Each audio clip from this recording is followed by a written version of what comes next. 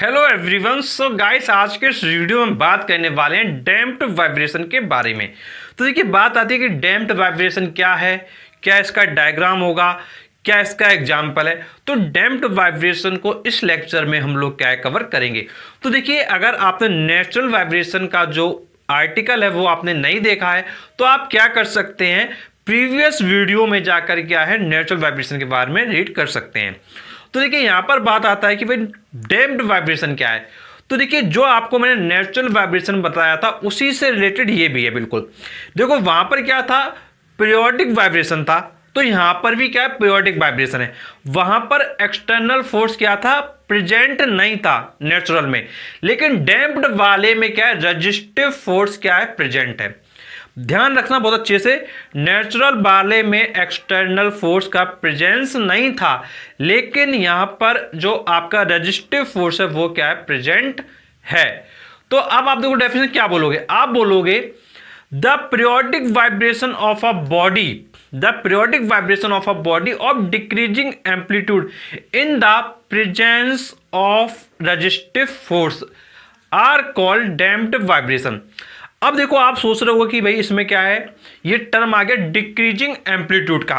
तो देखो, decreasing amplitude क्यों आया, देखो ऑब्वियस सी बात है कि जब रेजिस्टिव फोर्स आ जाएगा, जब एक रेजिस्टिव फोर्स आ जाएगा तो उसकी वजह से जो एम्पलीट्यूड होगा वो क्या होगा, चेंज होगा। क्यों चेंज होगा वो यहां पे हम आपको ग्राफ में समझाते हैं। देखिए, जैसे हमने क्या किया है, डिस्प्लेसमेंट वर्सेस टाइम का क्या है, ग्राफ बनाया है।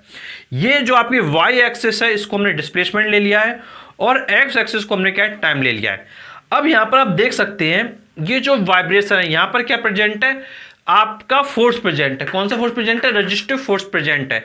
जब रेजिस्टिव फोर्स प्रेजेंट है तो उसकी वजह से क्या होगा, वाइब्रेशन में चेंजेस होंगे। जैसे कभी एम्पलीट्यूड ज्यादा हो गया, फिर नीचे इधर माइनस से आया, फिर थोड़ा कम हो गया, फिर थोड़ा फिर और कम हो गया, फिर और कम हो गया। मतलब यहां पे क्या हो रहा है, एम्पलीट्यूड क्या है, फोर्स की वजह से क्या है, कम होता जा रहा है। तो इसलिए आप यहां देख सकते हैं जो ग्राफ बनाया गया वो इस तरीके से देखिए बनाया गया है। जो ऊपर आप देख रहे हैं वो प्लस से दिखाया गया सबसे टॉप वाले को, और सबसे डाउन वाले को हमने माइनस से दिखाया है।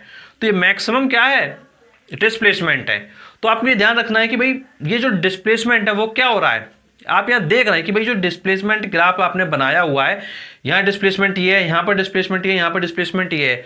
और आपको पता है कि जितना मैक्सिमम मूव करता है कोई भी पार्टिकल तो उसको आप क्या बोलते हैं, एम्पलीट्यूड बोलते हैं। तो ये जो मैक्सिमम कवर किया, ये जो मैक्सिमम कवर किया, ये जो पीक पॉइंट है, ये जो मैक्सिमम कवर किया, ये जो पीक पॉइंट है, ये जो मैक्सिमम कवर किया, ये पीक पॉइंट है, ये मैक्सिमम कवर किया, ये पीक पॉइंट है, इसको आप बोलते हैं एम्पलीट्यूड। तो ये जो पॉइंट है ये देखिए यहां पर क्या है, कम होता जा रहा है वैल्यू। यहां से आप मेजर करेंगे तो ये वैल्यू क्या है, देखिए कम हो गई है, ये यहाँ पे और कम, यहाँ पे और कम, यहाँ पे और कम। तो यहाँ पर क्या हो रहा है कि जो एम्पलीट्यूड है वो क्या डिक्रीज हो गया है। तो इसलिए देखो डेफिनेटली बहुत सिंपल वर्ड्स में बोल सकते हो, the periodic vibration of a body of decreasing amplitude in the presence of resistive force are called damped vibration। तो ये बिल्कुल बेसिक डेफिनेशन आपकी क्या हो जाती है। अब इसके बाद बात आती है कि भाई डैम्प्ड वाइब्रेशन के कुछ इंपॉर्टेंट पॉइंट। तो देखो, डैम्प्ड वाइब्रेशन में कौन कौन से फोर्स प्रेजेंट आपके होते हैं इसकी हम लोग बात करते हैं। तो देखिए, डैम्प्ड वाइब्रेशन में आपके दो फोर्सेस क्या प्रेजेंट होते हैं। जो फर्स्ट फोर्स है वो क्या है, रिस्टोरिंग फोर्स। जो फर्स्ट फोर्स होता है वो रिस्टोरिंग फोर्स है, और जो सेकंड फोर्स है वो है आपका फ्रिक्शनल और रेजिस्टिव फोर्स। तो आपको ध्यान रखना है कि वही जो आपका डैम्प्ड वाइब्रेशन में दो फोर्सेस हैं, एक आपका रिस्टोरिंग फोर्स है, सेकंड आपका फ्रिक्शनल, इसी को आप कहते हैं रेजिस्टिव फोर्स। तो आपके दो फोर्सेस इसमें क्या प्रेजेंट होते हैं। अब हम बात कर लेते हैं कि भाई इसके कुछ एग्जाम्पल्स के बारे में, क्या इसके एग्जाम्पल्स हो सकते हैं। तो देखिए, सबसे सिंपल एग्जाम्पल है आपका सिंपल पेंडुलम का। तो एक सिंपल पेंडुलम का एग्जाम्पल आपका हो जाएगा, और एक है आपका स्प्रिंग का एग्जाम्पल। तो एक आपका स्प्रिंग का एग्जाम्पल हो जाएगा। ये दोनों क्या है, आपके डैम्प्ड वाइब्रेशन के क्या है, केसेस हैं। यहां पर हम लोग एग्जाम्पल को रीड कर सकते हैं। यहां पर हम अपने एग्जाम्पल को क्या रीड कर लेते हैं। तो देखिए, दिया गया है a simple pendulum oscillating in air execute damped vibration. तो जो सिंपल पेंडुलम क्या है, एयर में क्या एग्जीक्यूट करता है, वो क्या है आपका डैम्प्ड वाइब्रेशन को क्या रिप्रेजेंट करता है। आफ्टर दैट जो सेकंड एग्जांपल है वो है आपका the vibration of a spring having at its end in air are damped, मतलब जो स्प्रिंग है जो एयर में प्रेजेंट है इसमें क्या है आपका डैम्प्ड वाइब्रेशन क्या प्रेजेंट होता है। तो ये जो आपका डैम्प्ड वाइब्रेशन का पूरा केस है ये क्या है कंप्लीट हो गया है। और यदि कोई आपका डाउट है, कुछ आप पूछना चाहते हैं तो आप नीचे कमेंट बॉक्स से कमेंट करके पूछ सकते हैं। और मैं आपको बताना चाहूंगा कि एक प्लेलिस्ट है आपकी जिसमें आपके लिए सारे लेक्चर क्या है अपलोड किए जा रहे हैं।